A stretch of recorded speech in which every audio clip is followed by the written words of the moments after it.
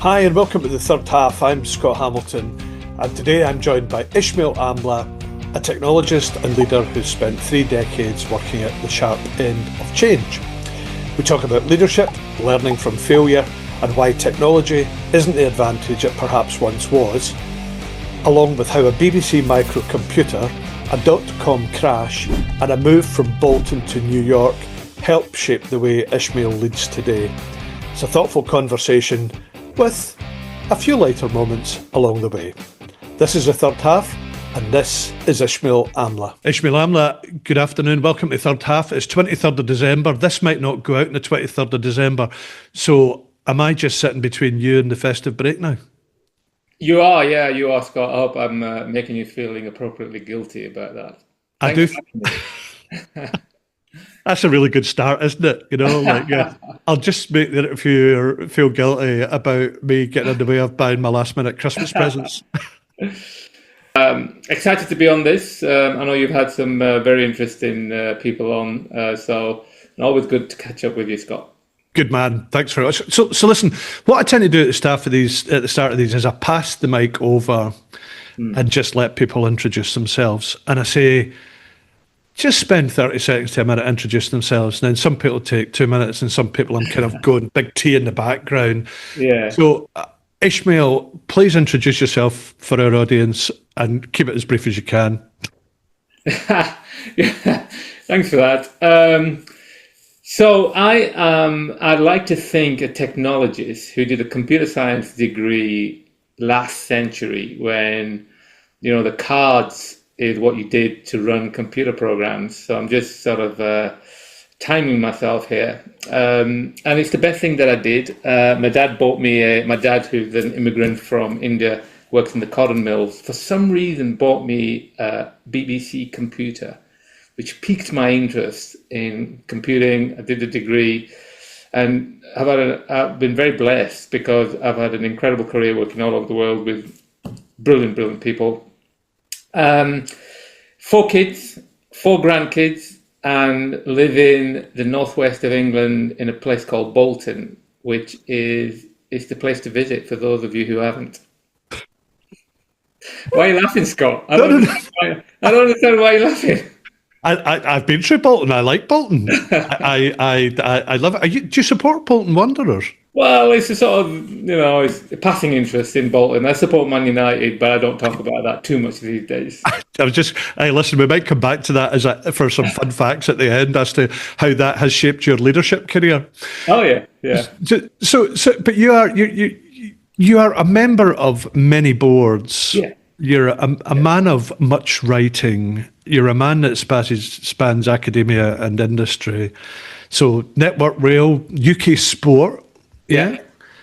Alliance Manchester Business School. I would be shocked if you have bought any Christmas presents so far, because I don't know how you could find any time of day, even to log on to Amazon to do the kind of just get me something on Prime. I have a full-time job, as you know, Kindle running Consult, and the Consult sector, as you know, is going through massive transformation. So as a change junkie, I am having the best time of my career. Just in that job. But then, you've got the Network Rail Board, where the horizon of planning is, decades worth of viewing of what a business case might look like, 40 years for a big capital investment. You've got UK Sports, where the horizon is an Olympic cycle, 4 years. Mm-hmm. Then you've got our corporate world, where we've got a quarter, which is the horizon of planning. And I'm also on the board of Bradford Literature Festival, where, as you know, for people who consider themselves artists, there's no horizon. So, they can take whatever view they want to take. And I'm an honorary professor at Manchester Business School. And all of it is, when you think of it as you just did, it is difficult to fit it all in, but it's brilliant because you're constantly learning. There's no sitting on your laurels, sort of leveraging what you've learned in the past. Yeah, and it's interesting. So I'm married to a drama teacher, right? So I know, see, and feel a lot of the arts world and Yeah. the lack of investment and how tough it is. And actually, my last guest in the third half is now a contemporary abstract artist and former British bobslayer and business coach. So and she was interesting. And whenever I think about this, to your point here of working with different, let's just loosely call them stakeholders, whether you're in art where you don't have that pressure on production that you do if you have a quarterly business target that you have to chase down and continually weighing that peg. So you have got this really, really rich base of stakeholders here, all permeating from the different jobs you do, which must be quite interesting juggling that from a day-to-day basis in itself. It is, and it fine tunes your own approach as to what you think is going to drive the change that you're trying to, influence. And we grow up in our career, Scott, where we can directly influence and be responsible and accountable for projects and transformations. And then you go into a world where the more senior you get, the less impact you have really directly. You've got to influence through other people. And then when you go into public service, consensus becomes even more important. And different objectives, not just financial objectives, become really important. So this idea of a leader being somebody holistic who's really a steward of the future, I think we talk about it in some of the roles that we do, and we're forced to do it in other roles that we do. So I think for me, it's forced me to be, I don't know whether it forced me to be a better leader, but certainly it forced me to think about more things and more ways to be able to drive change, which actually I think is the real leadership role, driving change.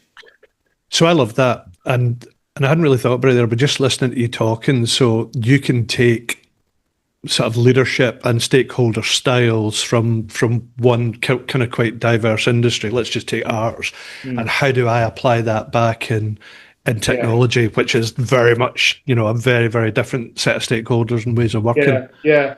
And the reality is actually in your own team, wherever you are, you're going to have all sorts of different people that you're going to work with, right? All sorts of stakeholders with different styles. And we've all done different psychometric testing, and I remember reading a book that still sticks with me, which is Working with Idiots, I think it's called, which is where nobody understands you and you don't understand anybody, because everybody learns and processes information and decisions in different ways.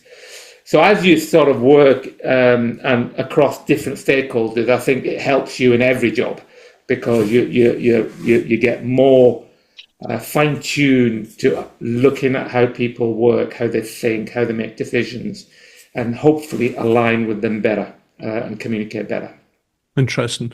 So let's go back in time a little bit. I think the first time we met, in fact, I know the first time we met was in Fleet in CSC Vibe. Oh, yes. And that's many years ago, and it was the time of beanbags and bright colours, if we remember, and kind of everybody had them, didn't they? And and you were the champion, the leader of that. And my question is, if you look back and early parts of your career, and particularly your education, how did that start to shape you and your sense of responsibility as a leader, and in particular that kind of approach to innovation? Because that was innovative at the time, wasn't it? We were changing that legacy world of technology. We were. It was 25 years ago. It was around the .com era, if you remember. Yep. And CSC Vibe was set up to work specifically with startups who were leveraging the .com era. And the thing, and it was really, I'm glad you brought that up, because it was really quite an inflection point for me in my career, because it was the point of my career where I failed in the most spectacular way. And we set up Vibe. Our boss at the time, Keith Willman, who I'm still in touch with, love him to bits, tough as nails, says, go run this. and we're going to be part of this future. And then we had the dot-com crash, and we were left with basically our customers going broke, whole host of unpaid invoices. And I remember Keith telling me at that time that this is the most expensive MBA I've ever paid for. Seriously. Because it cost CSC an arm and a leg. And I was in charge. I was the CEO, you called it that at that time. And everything went from, I've got the coolest job in CSC to, oh my God, I think I might get fired. and I learned a couple of things. One is failure actually does teach you, your best lessons as to, are you all going to put your eggs in one basket? How are you going to manage risk? But also I learned a lot from Keith at that time, because once, he gave me the lecture of this is the most expensive MBA I've ever paid for. He then gave me a brilliant job to do. He didn't fire me. He didn't say what, he actually said, okay, now we're going to use what we've got here to go do, and it was around setting up BPO in financial services, which again was a growth opportunity. So I learned from a great leader how to be a leader at a time of crisis. I learned myself what sort of decisions you should make, how you manage risk, how you actually run a P&L. That was my first big P&L job, and I totally it was a nightmare for me and for the firm. But I look back at that time quite fondly in terms of how I think it shaped me. And listen, I know how passionate you have been through your whole career about innovation and small businesses as well. And it's interesting because you mentioned startups there, right? And I'm on the board of a couple of startups, fintechs, the last couple of years. And when you step out of that kind of career of large corporate and large businesses and B2B and dealing with large enterprise customers, it's a whole different world dealing with startups, innovators and fintechs and, medtech companies, prop tech companies. And you were doing that 25, 30 years ago. So I was doing that, you're right, with Vibe as a supplier to the startup economy. But then I left Accenture to join a startup, Capco, back in 2010. And at that time, I remember, I was doing outsourcing in Europe, and I went from that to running, I think, a team of 30 in the UK. So from a career perspective, it looked really wrong. From a personal, I felt, taking risks, being responsible, being accountable, everything we talked about as consultants to businesses, this was the opportunity to actually do it. And Capco, grew, and I was running the UK. Then I was moved to the US, where we had a huge opportunity. I moved the whole family to the US, and they're all in, one guy was in university, 3 of them were in high school. I mean, it's what people advise against. You don't want to move your kids at that stage to when they're going through education. And we had the best time. I had the best time of my life from a career perspective, working in a startup. The hardest time, by the way, it's harder to work for smaller companies than bigger companies, is my view. And our family had the biggest learning moment in, living in a different country, and they ended up living there 10 years. And again, it all comes down to the change, moving from big to small, different environment, moving from UK to US, moving the whole family from one school to another. There was a little bit of me wanting the family to get used to change being business as usual. And to, we're a bunch of, they're a bunch of third generation immigrants living in the northwest of England. The easiest thing for them to do is stay living in the northwest of England. And I really wanted to get them out of that environment, and where else better than move from Bolton to New York? I mean, didn't everybody do that? That's a path. I'm sure the Arctic Monkeys wrote about that once in the past. And then back to Bolton. What does it say? Back to Bolton. They've never forgiven me for the back to Bolton bit. There you go. You can take the boy out of Bolton, but you can't take Bolton out of the boy. Exactly. Listen, this sort of train and transformation is really interesting. And when you think about it, you've led transformation from that first wave of true digital, .com type stuff, right through to today's AI era. And I know you talk, you present, you write, you lecture and all this stuff extensively. Mm. What has changed most in leadership across those kind of like different phases or different kind of like generations or reinventions, and what hasn't changed at all? And in particular, I was looking at from incremental to exponential, which you wrote in 2020. Yeah. And a lot has changed Yeah. since 2020 to 2020, nearly 26. Yeah. So just talk me through how leadership has changed. So I think that in many ways, not a lot has changed in terms of leadership, and not a lot has in terms of leadership, not in terms of the environment. I'll talk about the environment in a sec. In terms of leadership, in that the people, the set of leaders who are curious and agile and always looking around corners, as Rita McGrath would talk about, right? And it's a skill set that they've developed to lead. And then there's a set of leaders, and some can do both really well, but then there's a set of leaders who are unbelievable at executing the hell out of something based on a set of assumptions. And I think in many ways, as I look at how do you roll out agentic, you see the same set of behaviors. Same set of behaviors. But what's changed around us is the fact that so many of what we thought was fixed assumptions around this being a competitive advantage has been demolished. And this, especially around what we've seen over the last year and the introduction of agentic AI, i.e. autonomous agents who can think and make decisions and be part of teams, means, I just take the consulting industry as an example. What used to be an advantage, having thousands and thousands of people, is a disadvantage. You don't need them. What used to be an advantage, labor arbitrage, is a disadvantage because technology arbitrage, i.e. the idea of an agent that cost me 5 cents. So I understand, you're paying 90% less in an offshore country, but here this cost me 5 cents. So technology arbitrage versus labor arbitrage demolishes all sorts of stuff. What used to, and we see for the first time in history, people like McKinsey and BCG talking about restructuring and going more into the technology space.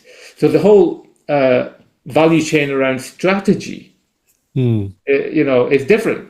So there's so much has changed that what we thought was fixed, even in a world of change, isn't fixed. And, strategy is different, and building stuff is free, effectively. And everything is available to everybody. So where's the competitive advantage come from? It doesn't come from technology. Everybody has access to it. And so the whole idea about how do you think about competing, how do you think about differentiation, what is strategy, all the basics are being questioned again. And, so all the environmental factors have changed. People as humans are humans. We have our fears and anxieties, and those things haven't changed. But what we also have is unique human capabilities that can't be replicated.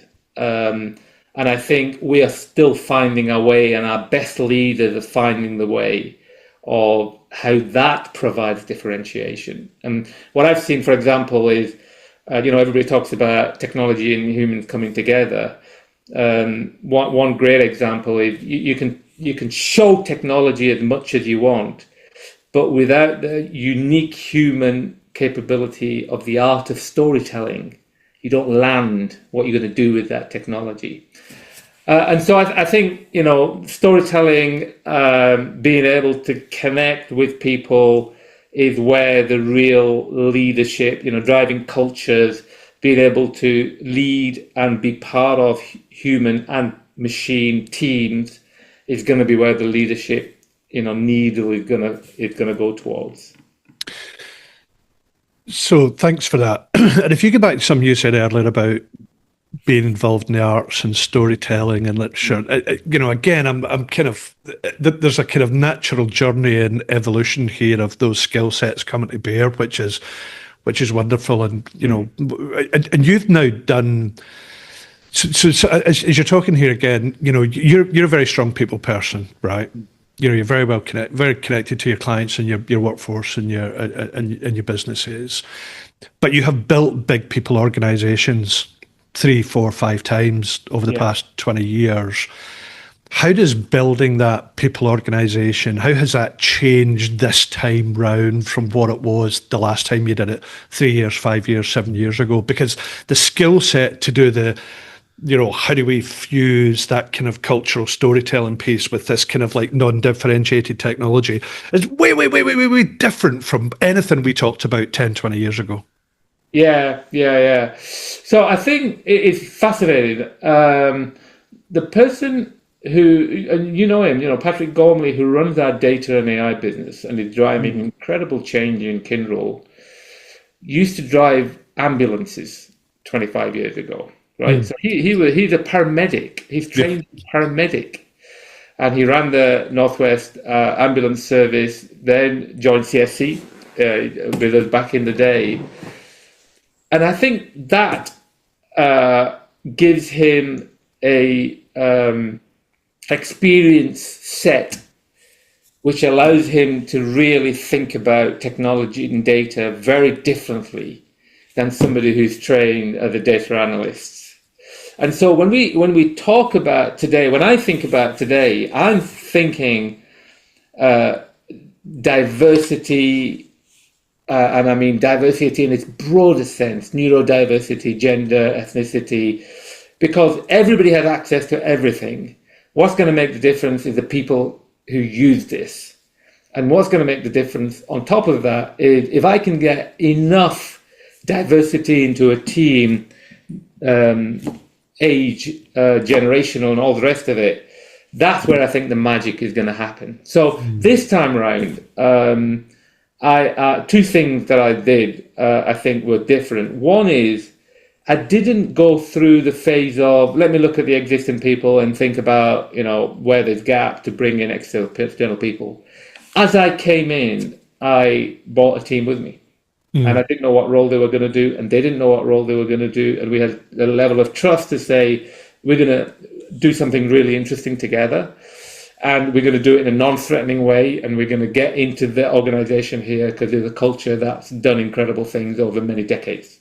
And the team I brought with me, I knew from a culture perspective would be able to do that. So there's so much around trust and culture and betting on yourself rather than going through the standard, I'm going to have a look at what's going on. So that's the one thing we did. And then the second thing is the diversity, including the diversity which sat in Kyndryl, which, don't forget, the 100-year-old company, which is really a 4-year-old startup, that was invaluable in terms of what that team brought to the table versus a team who are thinking about the future and AI and data, and this team is thinking about production and systems never going down and stability and managing risk and scale, and fusing that together, I think is where the magic happened.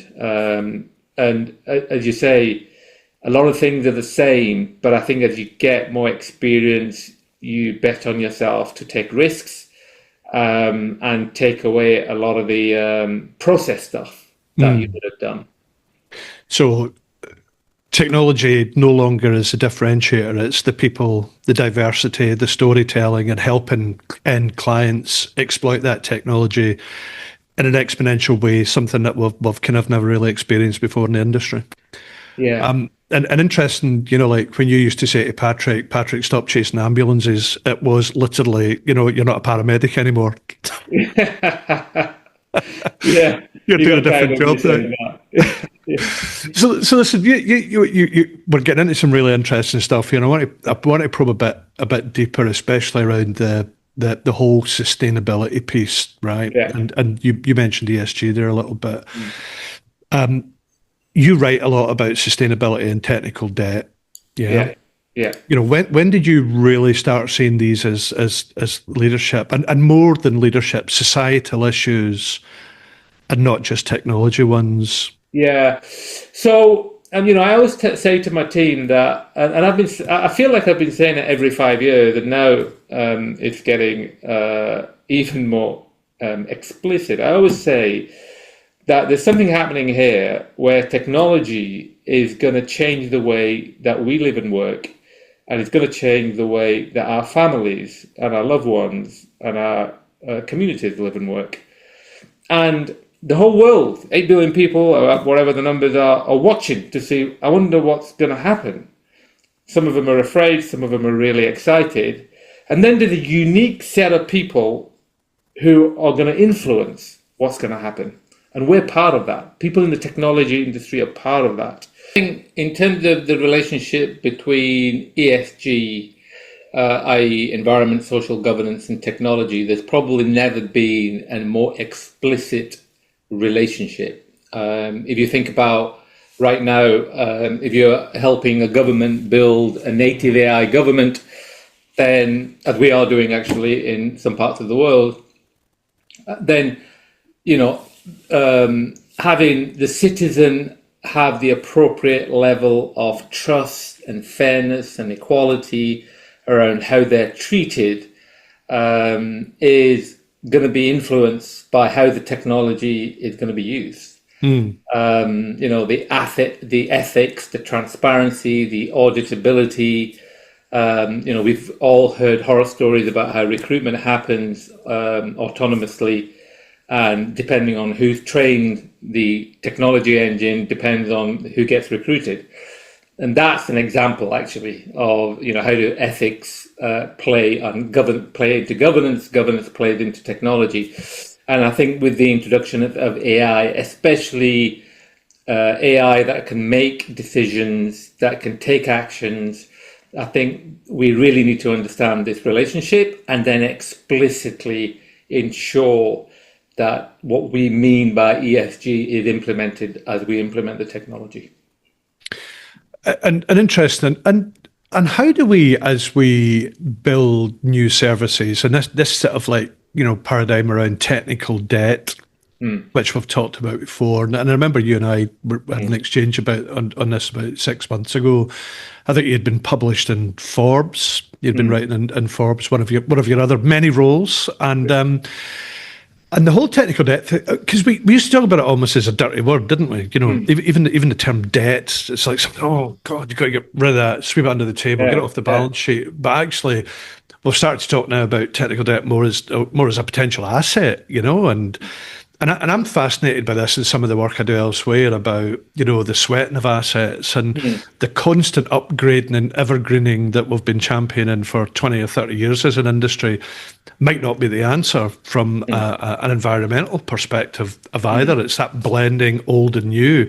A bit like you done, interestingly, we were talking about even from an organisation, 100 years, 4-year startup. Yeah. You almost think about that as technology. How do we take the best of what we've learned, what we've built, and not throw it out and just upgrade it unnecessarily and trash things, but build it with the new?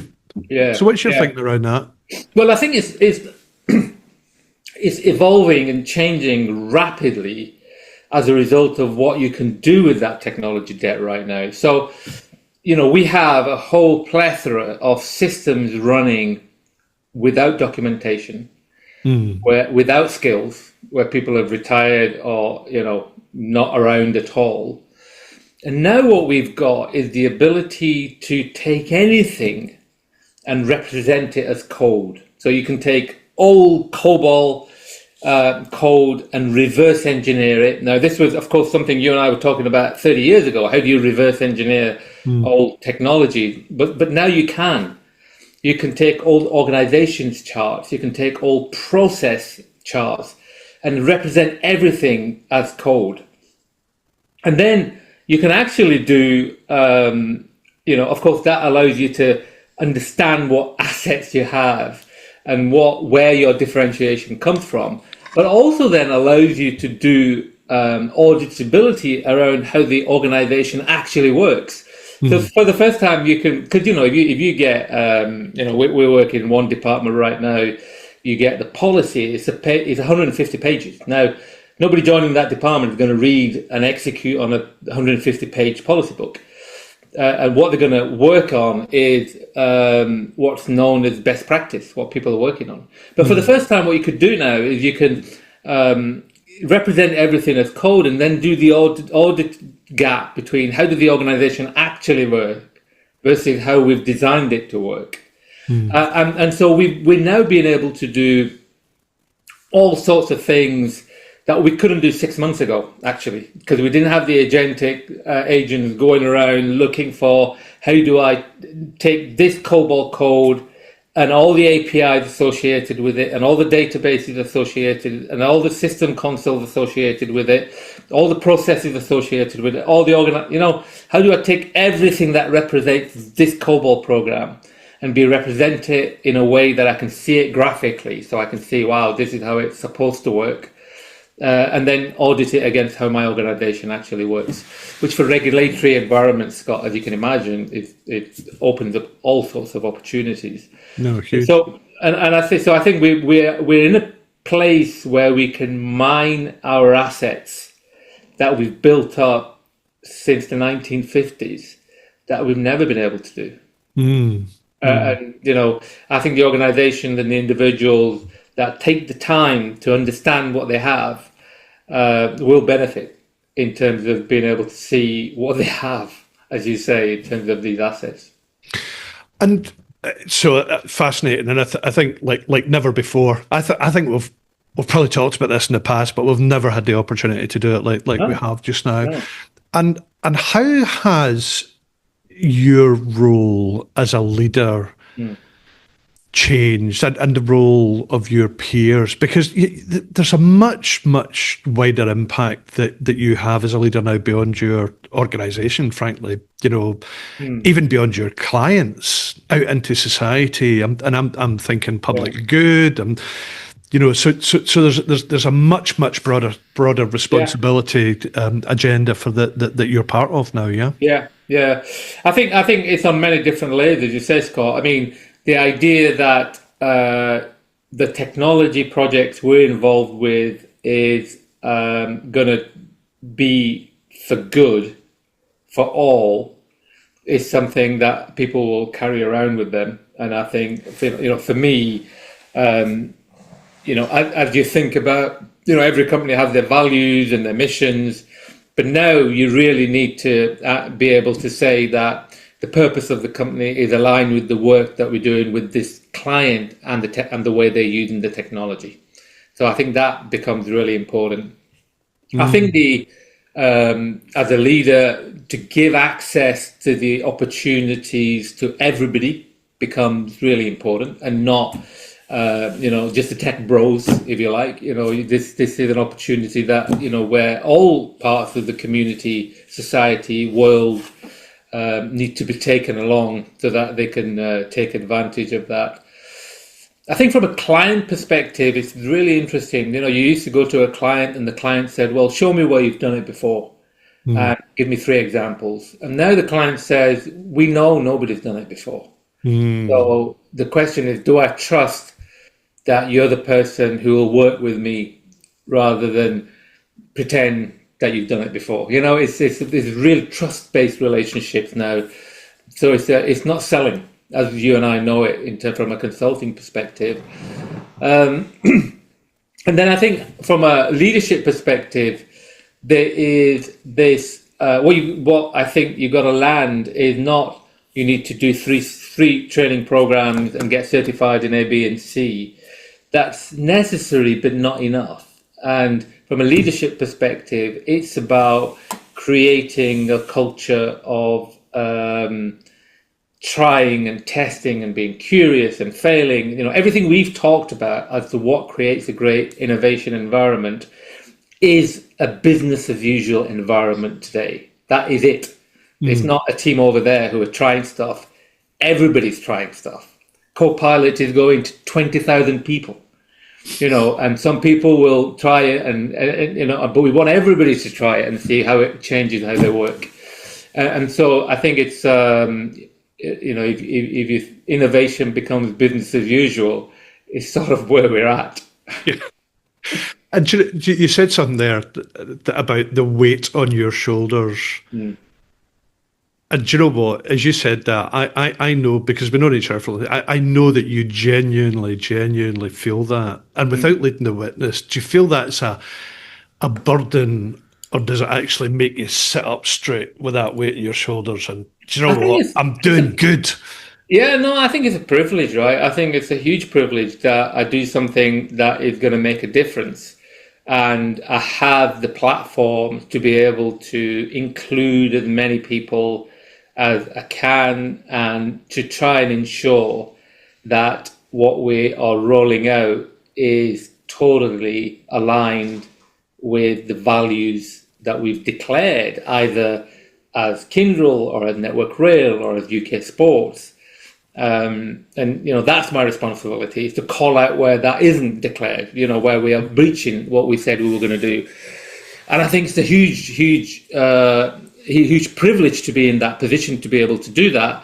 And the privilege comes not only because you're in that position, but you and I have both been in an industry that over the last 30 years have given us a set of experiences that we thought was just normal, but were actually quite unique around technology changing the way that we live and work. Absolutely. And so, I think it's I'm very excited. I wouldn't call it a burden per se, but certainly a responsibility to make sure that what we do well. So, final question just to wrap up. I'm conscious of time. I could, as always, talk to you all afternoon and more. If your dad hadn't bought you that BBC computer, so if you weren't in consulting and technology, what do you think you'd be doing instead? I think playing for Man United. Well, I wasn't quite good enough for that, unfortunately. I enjoyed architecture. I enjoyed technical drawing at school. Yeah. And I think I would have gone down that road around architecture and planning and drawing, and because that was also around solving problems and numbers and algorithms, similar to what I ended up doing. But my dad can't explain why he bought me a BBC computer, because he worked in a cotton mill at the time. Yeah. Nobody can explain, but that's the path we went down. Yeah. How did we end up here? Yeah, how did we end up here? But, thank you, Dad. Yeah, thanks. I bet you say that to him all the time.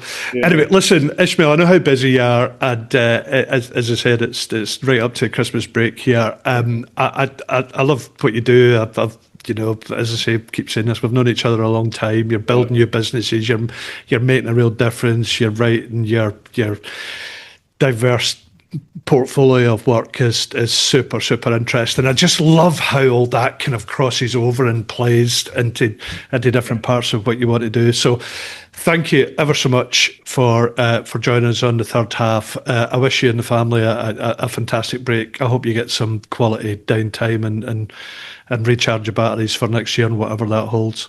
Yeah, no, thank you, Scott, for having me. Love the conversation as always. Great to catch up, and all the best to all of your audience as well.